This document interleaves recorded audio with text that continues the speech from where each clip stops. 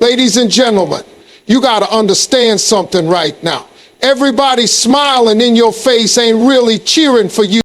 Let's be real. Most people don't care about your problems. That's not me being cold. That's just life. When you walk into a room and start pouring your heart out, thinking you're building connection or looking for comfort, most folks are just nodding and smiling while waiting for their turn to speak, or worse, storing your pain as entertainment for later. They'll pretend to care in the moment, maybe throw you a "man, that's crazy," or "I feel you." But the minute you walk away, your story becomes a topic of conversation, not a concern. And you better believe that some of them deep down are actually glad you're going through it, because your pain makes them feel better about their own life. Your struggle becomes a confirmation that they're not doing so bad. It's a twisted truth, but it's real.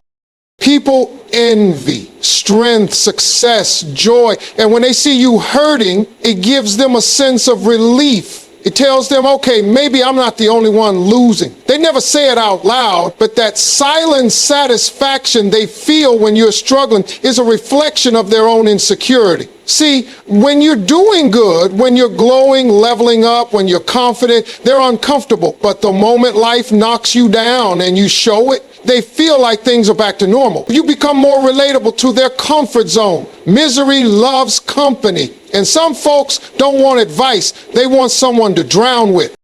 You've got to protect yourself from that. You can't just be handing out your vulnerability like candy. People will take it, chew it up, and spit it back in your face when it benefits them. That's why you got to move with wisdom. You got to learn to hold some things in. Not everything is for everybody. You think you're building trust, but what you're really doing is handing ammunition to people who will use it when you're not around to defend yourself. They'll smile at your face and use your pain to boost their ego when you leave the room.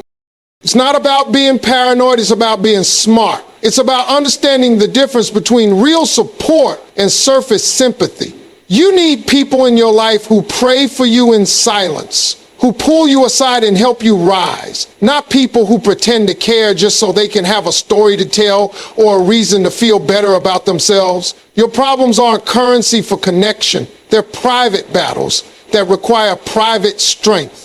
You can't heal in an environment that celebrates your wounds. You can't grow in a circle that claps when you fall. And once you recognize that not everyone has a pure heart toward you, you stop bleeding where people don't intend to help you heal.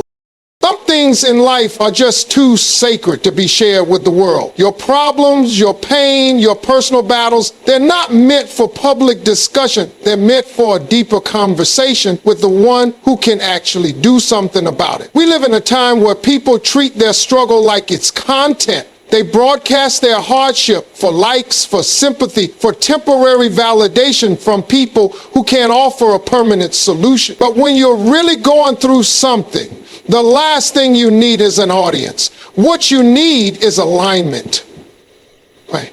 With peace, clarity with God.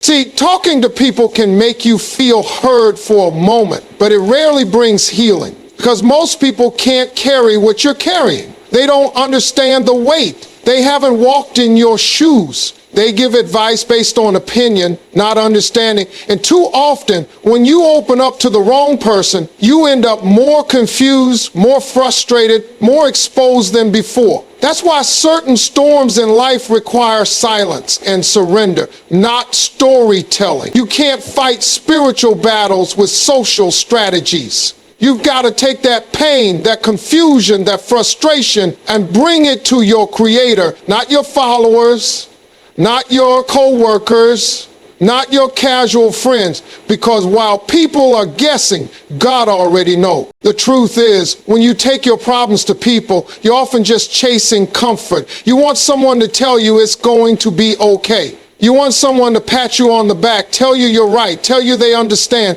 But comfort without correction leads to cycles. And what you really need is transformation, not temporary relief. You need direction. You need peace that doesn't just make you feel better for 5 minutes, but restores your spirit in a way that lasts. And that kind of healing doesn't come from venting to everyone. It comes from getting quiet, getting low, and saying, God, I can't do this without you.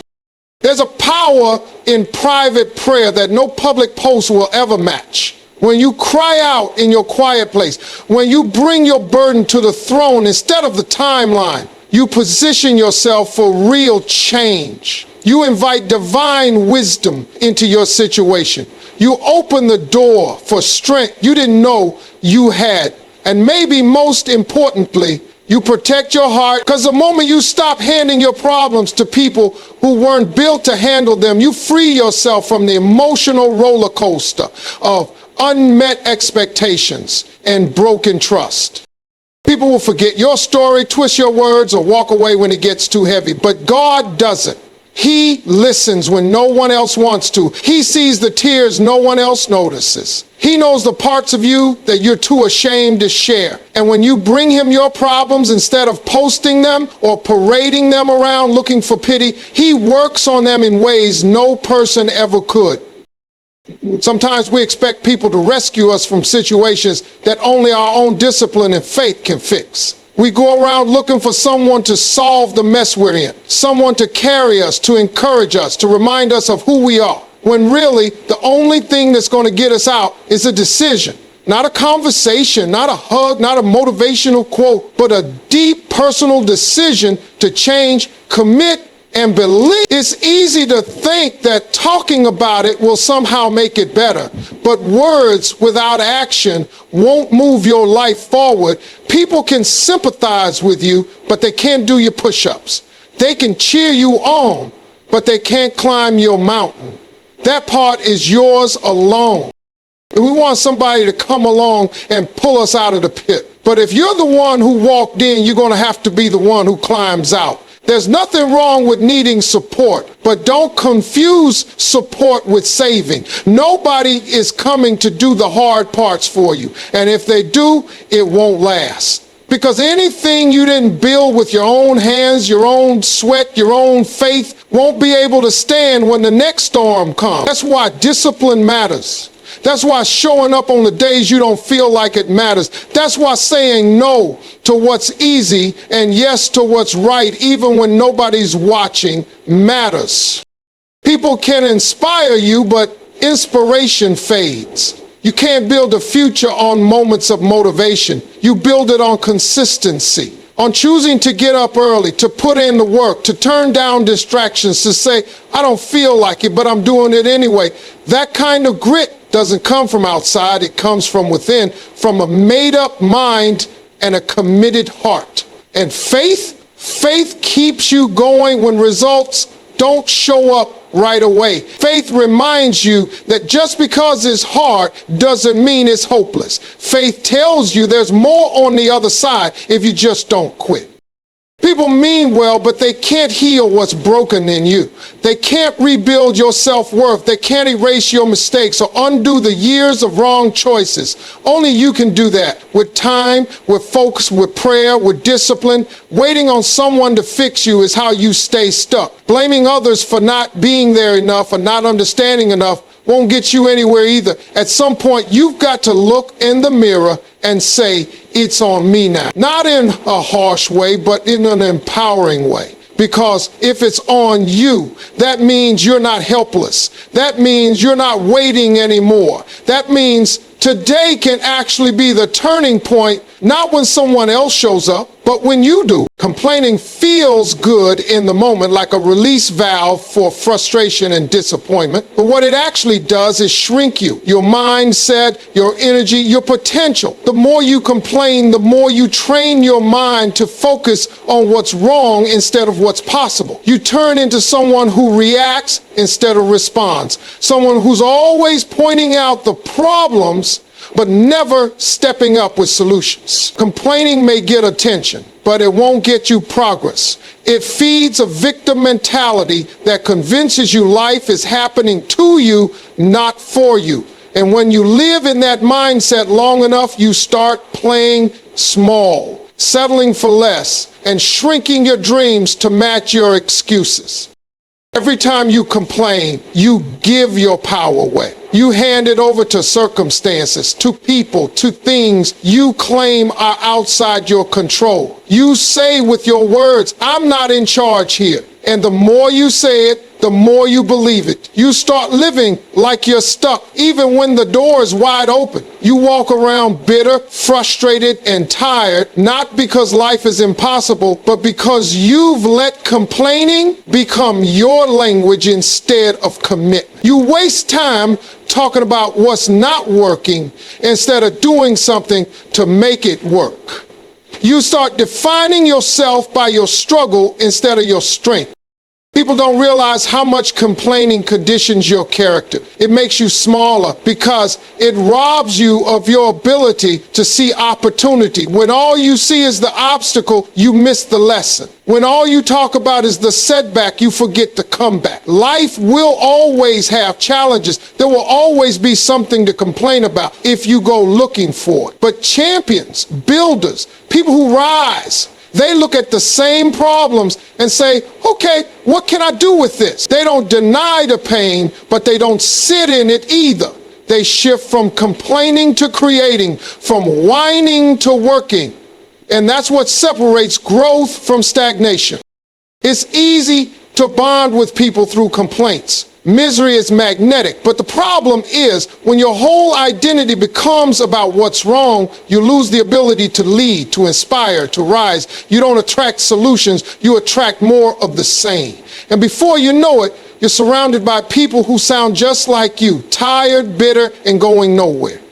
You can't build a powerful life with a powerless mouth. You've got to start talking like someone who believes better is coming. You've got to shift the conversation from what's broken to what you're building. That's how you grow. That's how you gain momentum. That's how you take your life off pause. You don't need a perfect situation to stop complaining. You just need a decision to speak life, to take responsibility, and to rise regardless of how you feel. Because the moment you stop complaining is the moment you start expanding. Peace is one of the most valuable things you can own in this life. And once you get it, you better protect it like it's gold. Because the world will try to steal it every chance it gets. People will bring drama, distractions, opinions, and chaos right to your doorstep, wrapped in fake concern or empty conversation. And if you're not careful, you'll start letting things in that were never meant to sit at your table. You'll start giving your energy to arguments that don't matter, explaining yourself to people who already made up their minds, and defending your choices to folks who don't even have the courage to chase their own dreams. That's how you lose your peace. By engaging with everything and everyone that doesn't deserve a response. There's real power in silence. It doesn't mean you're weak. It doesn't mean you don't have anything to say. It means you've matured to the point where you don't have to attend every argument you're invited to. You don't have to prove your point to people committed to misunderstanding you. You don't have to shout over noise to feel seen or heard. Peace comes when you realize your energy is too expensive to be wasted on nonsense. That every time you choose silence over chaos, you're choosing your mental health, you're choosing growth, you're choosing to stay in alignment with your purpose instead of being pulled into battles that have nothing to do with where you're going. People will try to provoke you just to see if they can break you. They want a reaction because your reaction validates their importance. But when you stay calm, when you stay quiet, when you refuse to play the game, they lose their power. You don't owe people an explanation for every move you make. You don't have to respond to every lie told about you. Let them talk. Let them assume. Let them be loud. And while they're busy creating noise, you stay busy creating results. That's the real flex. That's the real revenge. Not the clap back, but the comeback. The higher you go, the quieter you need to become. Not because you're scared, not because you don't have anything to say, but because you've learned that peace is better than being right. Peace is better than being loud. Peace is better than being understood by people who aren't even trying to listen. Silence gives you space to think. It gives you time to heal. It keeps you focused on what matters. And when you learn to master it, you start noticing how many situations don't even require your attention. You're not ignoring life. You're protecting your spirit. You're not passive. You're powerful, because it takes strength to walk away from what disturbs your peace. It takes courage to be still when everything around you is trying to pull you into chaos. And once you learn that silence is a choice, not a weakness, you stop giving everyone access to your voice, your mind, and your emotion.